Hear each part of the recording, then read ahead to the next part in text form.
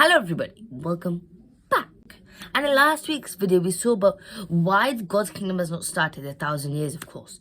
And we looked about Apostle Paul explaining this in Romans 8 chapter 22nd verse.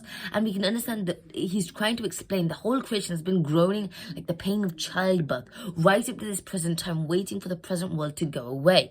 But the scriptures in fact actually explain the plan of this current world. Already we saw the scriptures, we are living in a end of this current world. But here Apostle Paul says, rest of the creatures, apart from human beings, which was created for the purpose of human inhabitation, is eagerly waiting for the glorious God's kingdom here, people. So, we can understand that due to Adam's disobedience, though, of course, the creatures were subdued to sin. And this was like compared to like a labor pain from a pregnant woman. Yes, we can now understand that we can compare this with Genesis 3rd chapter, 16, chapter 16, Genesis 3rd chapter, 16th verse, and where we can understand where God spoke to Eve after they fell from the truth. So we'll read the verse. To the woman he said, I will surely multiply your pain in childbearing. In pain you shall bring forth children. Your desire shall be contrary to your husband, but he shall overrule you.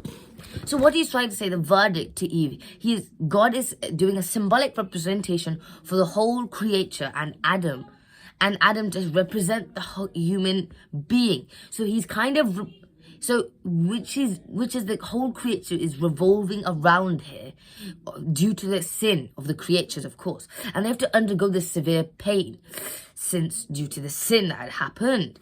But after the birth of God's children, they will have the joy and the blessing and this big picture of God's plan.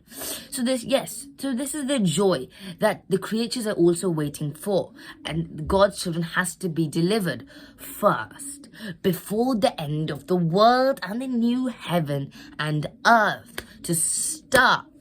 And I mean a new system under the rule of God, and to start the 1,000 years God's kingdom.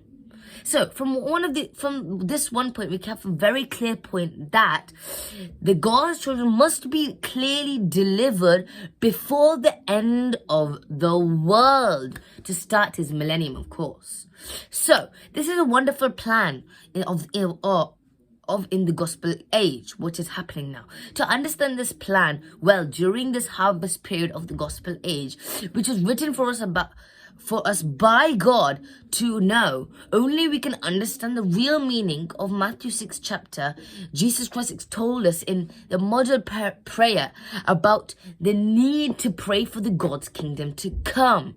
So we can understand why he's saying the reason. Since we have the prayer there's a reason why we have to pray. Prayer is just not something, it's just done when you need it. It's something that you need to pray. You need to pray for the God's kingdom to come sincerely. So that's all for today though, okay people. We'll see you next week.